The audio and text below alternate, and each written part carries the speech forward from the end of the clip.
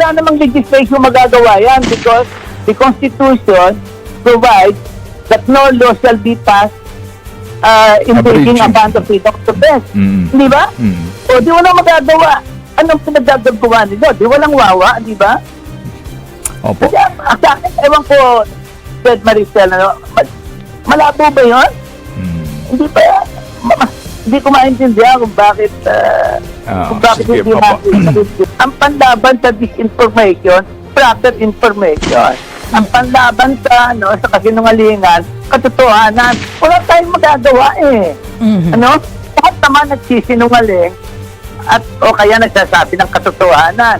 Kaya politiko ka, kaya media ka, kaya ano pa man. Kaya mo ang punto ng freedom of expression at press freedom, hindi naman dahil kaya pag may press freedom ka, sigurado na lahat ng maririnig mo katotohanan eh. Hindi yun. Merong press freedom, merong freedom of expression para lahat naririnig mo. At para ikaw maintindihan mo kung ano ba ang tama rito at mali. So walang garantiya. Walang garantiya. So walang ang kataban nila, mga garantiyahan yun. Pagka naglagay sa isa. Kaya hindi dapat pakialaman yan. Sabihin sa kanila, wala kayong pakialam sa amin. Kasi pag pinabayaan namin kayo makialam sa amin, ang mapipildi yung aming pinagsisilbihan. Ano yun? Tao.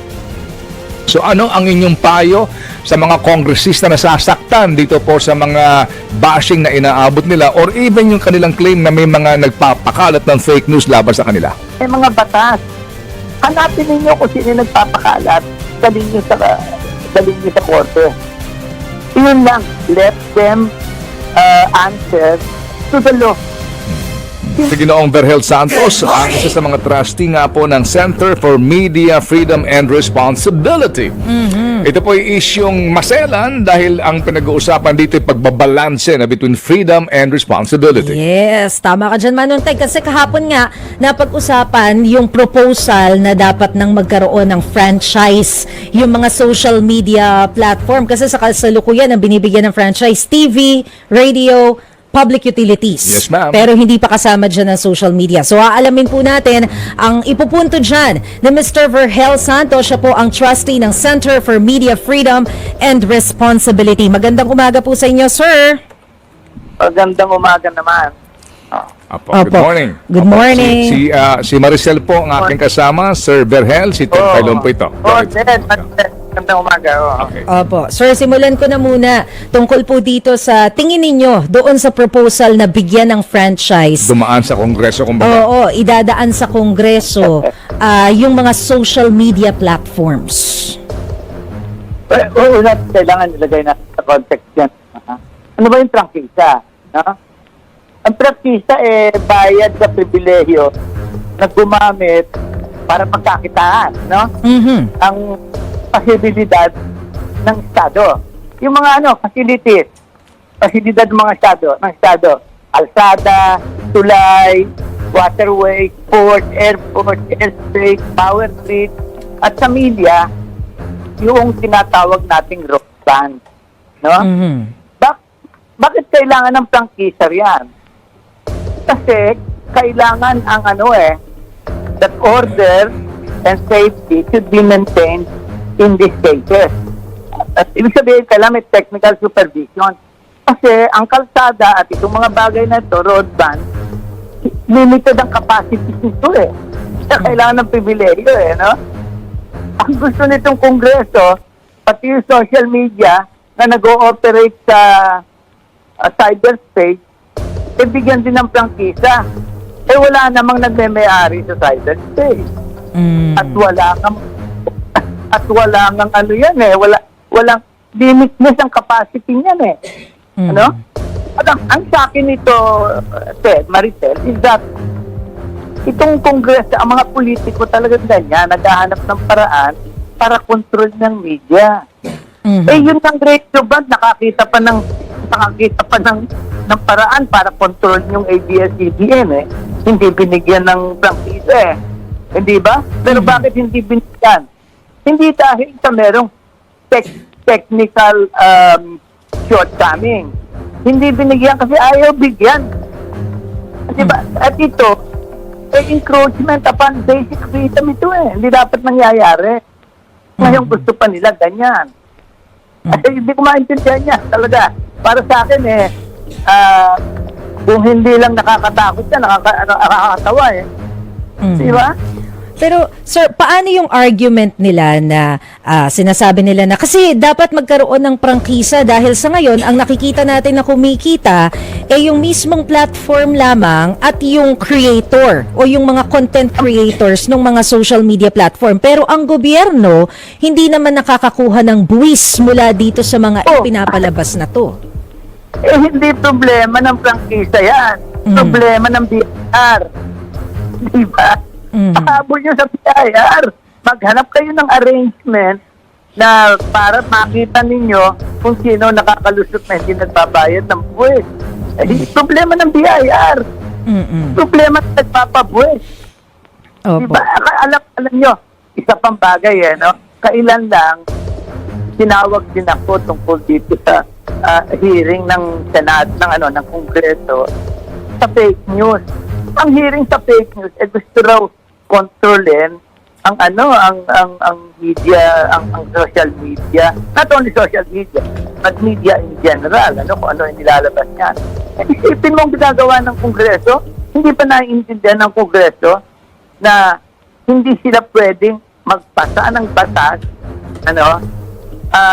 na lumilimit sa freedom of the press. Pero ginagawa pa rin, yun lang ang gusto ng politiko. Gusto kontrolin ng media. Lang yun. So, nakuha po namin yung punto ninyo about dun sa pagsusuppress ng freedom of the press. Pero ano yung pwedeng gawin para, kumbaga, malabanan at magkaroon din ng guide yung mga content creators at maiwasan natin yung mga disinformation, especially now na panahon ng kampanya, kitang-kita naman po din yung mga lumalabas dun sa mga contents. So, ano yung dapat gawin? Simple lang. Ang panlaban sa disinformation, proper information. Ang panlaban sa kasinungalingan, katotohanan. Wala tayong magagawa eh. Lahat naman nagsisinungaling at o kaya nagsasabi ng katotohanan. Kay politiko ka, kay media ka, kay ano pa man. Kaya mo ang punto ng freedom of expression at press freedom, hindi naman dahil, kaya pag may press freedom ka, sigurado na lahat ng maririnig mo katotohanan eh. Hindi yun. Merong press freedom, merong freedom of expression para lahat naririnig mo. At para ikaw maintindihan mo kung ano ba ang tama rito at mali. So walang garantiya. Walang garantiya. So walang ang kalaban nila, mga garantyahan yun. Pagka naglagay sa isa. Pero still, sir, paano natin makukuha yung accountability ng mga nagpapakalat ng disinformation and fake news sa social media? Kasi dalhin nyo sa korte. Hanapin nyo yung mga gagong yan. Hanapin nyo yung mga gagong yan. Dalhin nyo sa korte. Ganun lang yan eh. Wala kang magagawa. May mga batas na that there are laws that take care of those things. Wala kang magagawa eh. Anong gagawin mo? Pakokontrol ba kayo? Yung may mga prangkisa nga, yung iba nga dyan politiko mismo may prangkisa sa broadcast media. Lalo lang lumala di ba? Walang patawa dyan. Walang magagawa, wag nila pakialaman. They will be putting their fingers where it shouldn't be. Wala silang pakialam dyan. At we will all be better off pag hindi tayo pinakialaman ng mga yan. Berhel, kayo po inimbitahan din ng TRICOM. Sumagot po ba kayo sa imbitasyon? Hindi kasi hindi na ako iniimbita. Nung una pa, iniimbita ako no? Pero ang sabi ko, ayokong pumunta dahil I did not want to come under the rules of Congress. Diba? Hindi ka naman, mas mabuti magsulat na lang ako at masasabi ko yung gusto ko. Doon hintuin ka no? At pangalawa, Ang nakuha nila, mga periodista yung iba, mga mamamahayag, na nagpunta, apparently hindi maliwanag sa kanila kung anong pinag-uusapan dito. Ang pinag-uusapan dito, kukontrolin sila. Nagpuntahan naman yung mga PR people at yung mga nagpapatakbo ng mga kandidato dahil naghahanap ng kliyente.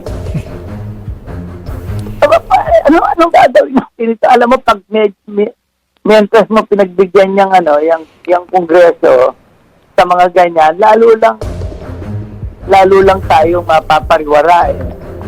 Kaya hindi dapat pakialaman yan. Sabihin sa kanila, wala kayong pakialam sa amin.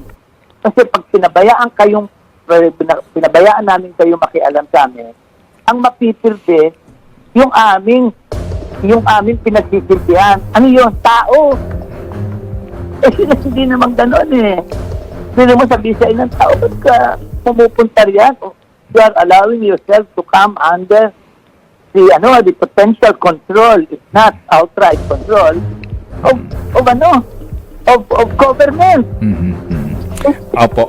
Coverhell, ano po ang inyong kaisipan doon po sa mga paglalabas ng subpoena testificandum sa mga hindi nasipot sa kanilang imbitasyon at yung pong sinasabi na possible contempt, no?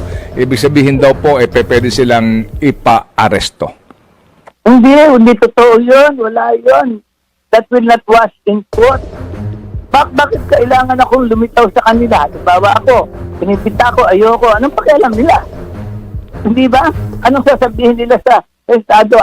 Ayoko sumunod sa kanila? In the first place, dapat i-establish kung dapat ako sumunod sa kanila. We are here talking about freedom of the press. Ha? At ang ginagawa nitong kongreso, hindi ba kaya nag-iimbestiga yan in aid of legislation? Wala namang legislation magagawa yan because the Constitution provides that no law shall be passed infringing upon the freedom of the press. Hindi ba? O di walang magagawa. Anong pinagagagawa nila? Di walang wawa, di ba? Opo. Kaya, sa akin, ewan ko, Ted Maricel, malabo ba yun? Hindi pa, hindi ko maintindihan kung bakit sige, hindi opo. Opo, sige. So, yung nga din po ang tanong kanina ni Maricel po, Coverhell, na basically ang main point dito ay yung paano mo masasawata, mapipigilan yung pagpapakalat ng fake news kasi sila mismo din binabakbakan, di ba, ng kung ano-anong informasyon. Ang iba nga daw po ay gawa-gawa lamang. So ano ang inyong payo sa mga kongresista na sasaktan dito po sa mga bashing na inaabot nila or even yung kanilang claim na may mga nagpapakalat ng fake news laban sa kanila? Dalawang point. Pagka politiko ka, dapat kumanda ka dyan. Kasi fair game ka eh. Politiko ka eh. Meron kang poder eh. In fact, meron ka ring poder para sumama sa media, sa media. Meron ka sariling media operation di ba? Yung lahat na yan meron Una yon, fair game kayo. Pangalawa, may mga batas. Hanapin ninyo kung sino nagpapakalat, dalhin nyo sa korte. Yun lang, let them answer to the law. Simple lang Ang ginagawa, kinokomplika para makakita ng paraan para tayo supilin. Ganun lang naman yan Opo.